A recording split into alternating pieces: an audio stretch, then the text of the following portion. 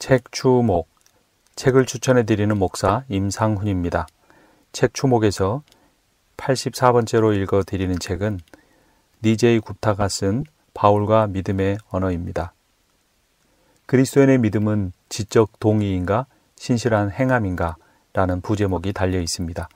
일회소원에서 출판되었습니다. 추천사의 일부를 읽어드립니다. 성경이 가르치는 복음, 특히 바울이 설파하는 복음에 대한 사람들의 선입견이 단단하다. 저자가 믿음을 바라보는 다양한 관점을 따라가면서 독자는 믿음에 관해 습관화된 자신의 생각이 얼마나 좁고 비현실적인지 깨닫게 된다. 믿음이란 단어는 자주 사용하는 언어이지만 누군가 그 뜻이 무엇이냐고 물어보면 대답하기가 쉽지는 않다. 이 책은 믿음이라는 이 단어의 정의를 성경신학적으로 잘 풀어내고 있다.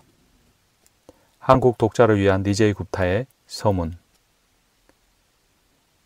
일부 학자들은 믿음이 행위라는 단어의 반대 용어라고 주장해 왔다.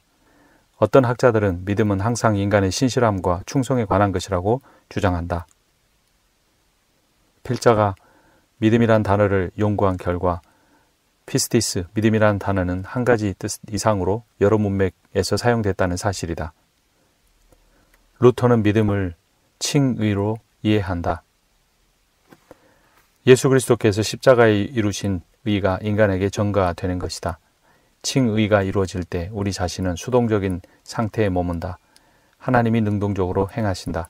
하나님이 은혜로서 그 일을 베푸시며 우리는 감사하면서 믿음으로 그 일을 받아들인다. 그리고 그 믿음까지도 하나님의 은혜로운 선물로 간주되어야만 한다. 믿음이란 신념으로만 간주되어서는 안 된다. 야고보서에서는 바로 그런 종류의 믿음을 비판한다. 네가 하나님은 한 분이신 줄 믿느냐? 잘하는도다. 귀신들도 믿고 떠느니라. 야고보서 2장 19절 말씀. 믿음은 단순한 신념이 아니라 전인격적인 응답이어야 한다. 구약 성경에서는 믿음을 근본적으로 지적인 동의보다는 신뢰라는 의미로 사용한다. 믿음에 해당되는 피스티스로 번역된 히브리어 단어가 아만, 에무나, 에메트이다. 이 단어들은 신뢰, 믿음직함, 삶의 불안정한 상황에서도 안정적인 신실한 상태를 유지할 수 있는 사람들을 가리키는 데 사용하는 단어들이었다. 대개 하나님과의 언약적 관계에서 신실한 상태를 의미한다.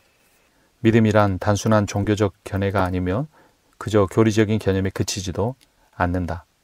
믿음이란 인격적인 의미를 포함하면서 충성, 믿음직한, 헌신적인 이라는 의미를 갖는 것이다. 믿음에 해당되는 피스티스라는 단어는 갈라디아서에서 성령의 열매를 나타낼 때 사용되기도 했다. 사랑과 희락과 평, 오래 참음, 인내, 자비, 충성, 온유, 절제 중에 충성이라는 의미로 번역된 것이다. 즉 믿음이란 하나님께 대한 충성스러운 상태를 의미한다. 단순한 지적인 동의가 아니라 인격적인 신실함으로 하나님을 향하는 충성스러운 인격적 모양새이다. 데살로니가전서 1장 3절에서는 믿음의 역사라는 표현이 나오고 로마서 1장 5절에서는 믿음의 순종이라는 단어들이 나온다.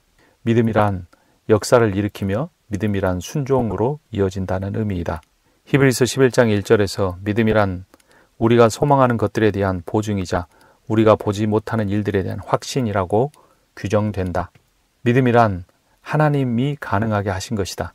인간의 감각을 초월하는 인식을 의미한다. 우리는 믿음을 통해 신적인 실제를 드러내는 인식의 열쇠를 얻게 된다. 예수께서는 이 피스티스라는 단어를 마태복음에서 사용하셨다. 23장 23절을 보면 율법의 더 중요한 규정인 정의와 긍휼과 신실함은 버렸다라고 바리새인들을 비판하신다. 여기서 믿음은 신실함이라는 faithfulness라는 의미로 사용이 되었다. 바리새인들은 누구보다 종교 생활에 철저한 사람들이었지만 하나님께서 하나님의 아들이 볼 때에는 그들은 신실함, 진정한 믿음은 없는 사람들이었다. 바리새인들처럼 교리적 확신과 철저한 생활이 있음에도 불구하고 그들의 인격이 하나님에 대해서 신실하지 않을 때, 충성스럽지 않을 때 그들은 믿음이 없는 사람인 것이다. 믿음이란 갖는 어떤 지식이 아니라 신뢰하는 인격적 상태를 의미한다.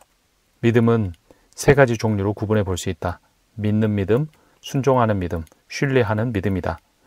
믿는 믿음, believing faith는 인지적인 측면이다. 우리는 지성을 사용해서 어떤 교리적인 내용, 성경적 내용을 믿을 수 있다. 두 번째는 순종하는 믿음, obeying faith이다. 관계적인 측면에서 갖는 믿음이다. 사람은 자신이 아는 것에 순종하게 된다. 자신을 맡길 수 있게 되는 것이다. 세 번째는 신뢰하는 믿음, trusting faith이다. 자신의 의지를 사용해서 상대를 신뢰하는 믿음을 갖는 것이다. 즉 믿음이란 한 가지 의미만으로 쓰이는 것이 아니다. 예수 그리스도에 관한 내용을 듣고 그 지식을 받아들이는 것만이 믿음이 아니라는 것이다. 그 믿음은 그 믿음의 내용의 대상이신 예수 그리스도를 신뢰하게 되고 그 예수 그리스도를 신뢰하게 되면 그분의 말씀과 그분의 뜻에 순종하게 되는데 인지적 차원에서 믿음뿐만 아니라 신뢰와 순종까지 믿음이라는 의미로 사용되는 것이다. 이런 의미에서 믿음은 관계적인 것이다. 즉 믿음이란 인간이 행하는 어떤 사고 능력이 아니라 오직 그리스도의 신실하심을 가리키는 것이다. 믿음의 주체인 인간이 중요한 것이 아니라 믿음의 대상이신 예수 그리스도의 신실함이 중요한 것이다. 오늘 은혜가 우리의 마음에 믿음을 불러일으킨다. 우리에게 과분한 사랑을 베푸시는 하나님의 행하심은 우리로 하여금 그분 앞에서 신실하게 행하도록 인도한다. 우리의 신실한 행위는 다시금 과분한 사랑을 베푸시는 그분의 행하심을 낳는다. 믿음은 하나님의 뜻을 분별하고 헤아리며 그분과 관계를 맺고 헌신하는 일이 된다. 클레멘스는 믿음이란 사람의 의지를 움직여서 순종하게 만드는 힘이라고 정의한다. 이그나티우스는 신자가 그리스도를 향해 품는 두 가지 성향으로서 믿음과 사랑을 연결시켰다. 믿음이 신자와 하나님 사이에 존재하는 관계의 토대라면 사랑은 그 관계의 궁극적인 목표라는 것이다. 믿음은 두려움과 인내 그리고 오래 참음과 절제를 요구한다. 하나님은 믿음을 통해 자신을 계시하신다. 이 믿음은 우리가 그분을 보도록 허용된 유일한 방편이다. 믿음은 어떠한 일들을 사실로 믿으며 소망과 사랑으로 기도하게 만든다. 참된 믿음은 사랑으로서 행하는 신앙이다. 믿음은 또한 사실로 믿어지는 어떤 내용에 대한 지성적 동의다. 아브라함의 믿음이 의롭게 여겨진 것은 그의 전 인격과 모든 행위에 믿음이 스며들어 있었기 때문이다. 아브라함에게 있어서 믿음이란 단순한 지적 동의가 아니라 자신의 삶을 바쳐 하나님의 약속을 기다리는 신실한 삶의 여정이었다. 믿음은 가장 높은 지혜이며 올바른 종류의 의인 동시에 유일하게 참된 종교이다. 믿음은 자신의 삶을 그리스도와의 관계에 의존시키는 행위이다. 우리의 죄가 사함받는 것은 그리스도 안에서 그리고 그분을 통해서였으며 이는 그리스도를 믿는 믿음을 통해서 이루어지는 일이다. 그리스도와 관계를 맺으며 그분께 우리 자신을 연합시키는 것이 믿음이다. 믿음은 우리를 그리스도께 친밀하게 연합시킨다. 그리하여 그분과 우리는 마치 하나의 인격체와 같이 된다. 믿음은 하나님과 그리스도를 아는 지식이다. 그러나 단순히 우리의 머릿속에만 머물고 있는 지식이 아니고 우리의 삶으로 체화되는 것이 믿음이다. 말씀이 우리 마음속 깊이 뿌리를 내렸을 때 모든 유혹과 공격을 견뎌내고 물리칠 수 있는 견고한 방어벽이 믿음이다. 믿음은 하나님의 계시의 말씀에 우리를 각성시키는 지식이다. 즉 계시의 말씀을 받은 우리가 하나님을 향해 드리는 반응이 믿음이다. 믿음을 네 단계로 분류한다면 첫 번째는 지식이다. 예수 그리스도가 누구신지 하나님이 누구신지 아는 것이 믿음이다. 두 번째, 믿음은 인식이다. 예수 그리스도를 알을 통해 자기가 누구인지 깨닫게 되는 것이다. 자신이 스스로는 구원할 수 없는 존재이며 오직 예수 그리스도를 통해서만 구원받을 수 있다는 사실을 깨닫게 되는 인식이 믿음이다. 믿음은 세 번째, 고백이다.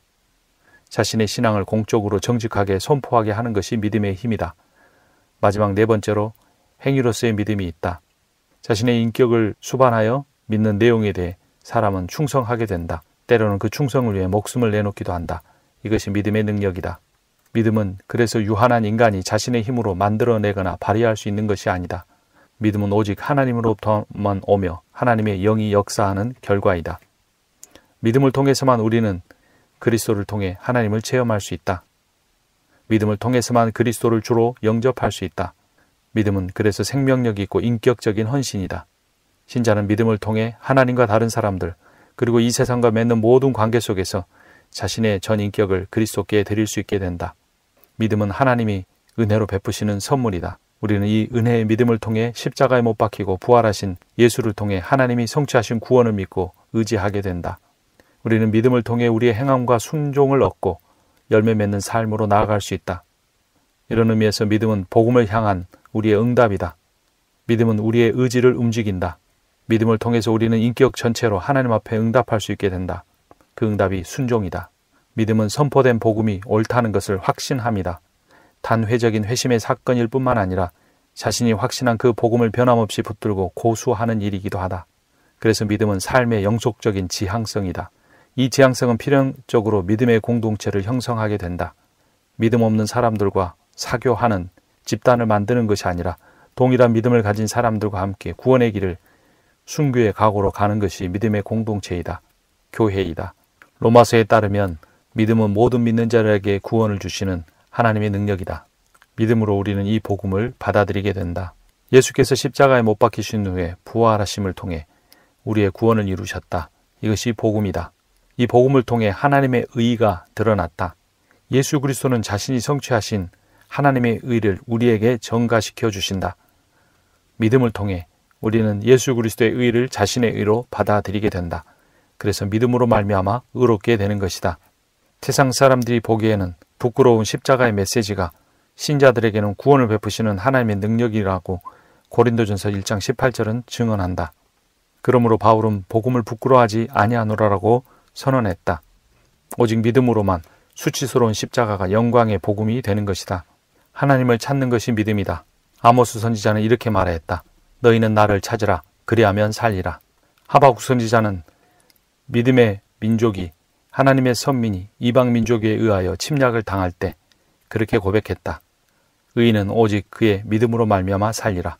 암울한 시대에 모든 것이 절망적인 때에 하나님을 바라보는 사람, 하나님을 찾는 사람이 믿음으로 살 수 있는 것이다. 믿음이란 이처럼 단지 인식적인 작용일 뿐만 아니라 자신의 생명이 걸린 상황 속에서 하나님의 길을 선택하는 것이다. 우리에게 구원을 가져다 주는 것은 인간의 믿음이 아니라 그리스도의 인격과 사역의 신실함이다. 중요한 것은 인간의 믿음이 아니라 그 인간에게 믿음을 주시고 그를 기다려주시는 하나님의 신실하심이다. 결국 믿음이란 언약관계에 불충실했던 자신의 백성을 끝까지 포기하지 아니하시고 구원하시는 하나님의 구원 사역의 신실하심이다. 하나님은 자신의 그 신실하신 구원의 행위를 인간에게 믿음을 주심으로써 받아들이게 하시고 그 혜택과 은혜를 누리게 하시는 것이다. 믿음의 핵심은 하나님의 구원 사건의 신실하심이다. 하나님은 우리를 포기하지 않으신다. 하나님은 반드시 우리의 구원을 이루신다. 하나님은 반드시 하나님의 나라를 이 땅 가운데 완성하신다. 이것이 믿음이다. 이것이 신실하심이다. 이것이 하나님의 신실하심이다. 그리스도와의 관계가 하나님의 은혜 가운데서 시작되고 신자의 편에서는 자신의 믿음을 통해 그 안에 참여하게 된다. 하지만 참여하기 전에 하나님이 그를 부르셨고 참여하는 가운데 떨어져 나갈 수 있는 그의 연약함을 하나님이 신실하심으로 끝까지 성령으로 붙들어 주신다. 하나님 나라에 참여하는 구원을 완성하는 것도 하나님의 신실하심이다.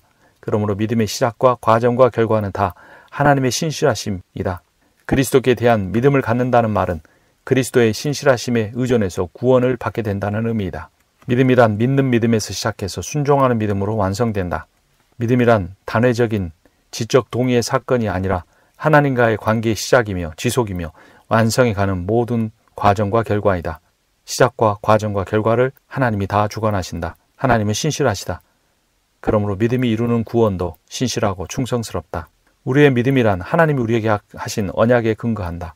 하나님이 우리의 구원을 이루시겠다고 약속하셨기 때문에 우리의 믿음이 가치가 있는 것이다. 인간은 단지 그 하나님의 약속을 받아들이는 것이다. 그러할 때 하나님의 신실하심이 우리 가운데 임재한다. 우리의 구원을 이룬다. 믿음에서 가장 중요한 것은 그리스도와의 관계이다. 갈라디아서 5장 6절을 보면 사랑을 통해 역사하는 믿음이라는 표현이 나온다. 믿음 피스티스는 행함 에르곤과 연결된다. 하나님의 구원의 역사에 대한 믿음은 결국 하나님의 우리를 향한 사랑을 받아들입니다. 그러므로 사랑의 하나님을 믿는 사람은 결국 그 하나님의 사랑의 행위를 하게 된다. 이것이 믿음이다. 바울에게 있어서는 믿음은 곧 행함으로 드러나게 되었다. 하지만 믿음이냐 행함이냐가 중요한 것이 아니라 그 믿음과 행함 사이에 중심이신 예수 그리스도가 중요했다. 예수 그리스도와 연합하는 것이 믿음이요 예수 그리스도로 말미암아 살아가는 방식이 결국 행함이다. 그리고 그 행함의 핵심에는 사랑이 드러난다. 이 사랑은 성령의 열매의 핵심이기도 하다. 결국 믿음이란 구원의 언약을 하신 성부 하나님으로 시작해서 그 구원을 이루시기에 십자가에 죽으시고 십자가에서 이루신 의를 우리에게 전가시킨 예수 그리스도로 말미암아 이어가지며 그분의 영이신 성령으로 말미암아 예수의 인격이 우리 가운데 열매 맺게 하는 것이다. 결국 믿음은 삼위일체 하나님의 공동 작품이다. 믿음은 인간의 행위가 아니라 오히려 인간 자신의 능력과 의지로서 행하는 모든 노력의 붕괴를 의미한다. 인간의 모든 노력과 행함이 붕괴될 때 성령이 역사하시고 열매 맺는 사역이 시작된다. 이것을 받아들이는 것이 믿음이다. 믿음의 행함이란 인간이 드러나는 것이 아니라 인간의 종교적 행위가 드러나는 것이 아니라 오직 하나님의 일하심이 드러나는 것이다. 인간이 자신을 내려놓는 만큼 하나님이 그 안에서 역사하신다. 믿음이 행함으로 이어진다고 할 때 그 행함은 결코 그가 받을 구원에 영향을 미치는 것이 아니다. 초대교회 당시 그리스도인들은 이상한 종교의 신봉자들이었다. 그들은 신들의 조각상을 숭배하지 않았다. 정기적으로 신전을 방문하지도 않았다. 그리고 이들의 집단이 사회적인 영향력을 얻었을 무렵 그들이 숭앙하는 존재로서 죽음을 감수했던 신적인 구세주는 이미 사람들의 눈에 보이지 않는 상태에 있었다. 그럼에도 불구하고 그들은 믿음을 잃지 않았다. 그들의 믿음은 결코 그들의 예배당에 있지 않았고, 그들의 믿음은 그들의 결코 공동체에 있지 않았고, 그들의 믿음은 결코 그들의 재정이나 사람의 숫자나 힘에 있지 않았다. 오직 그들의 믿음은 눈에 보이지 않지만 부활하시고 승천하셔서 온 우주 만물을 다스리시는 예수 그리스도에게 있었다. 이 믿음을 현대교회가 회복해야 한다. 우리의 믿음은 지적인 동의에만 그치고 있지는 않는가? 우리의 믿음은 예수 그리스도의 신실하심을 받아들이고 그분과 관계를 갖는 것에 있어야 한다. 그분께 맡기는 인생을 사는 것이 믿음이다. 결국 이런 맡기는 행위는 우리의 기다림의 삶 속에서 계속 반복돼야 할 여정이다. 그러므로 이러한 의미에서 믿음은 결국 예수 그리스도를 향한 충성이다. 사람을 향한 것이 아닌, 인간의 자아 실현을 위한 것이 아닌, 우리를 위하여 십자가에 죽으시고 부활하신 예수 그리스도를 향한 충성스러움, 그분께 인생을 맡김, 그분을 알아가는 깊은 교제, 이것이 바로 믿음이다. 책 추목이었습니다.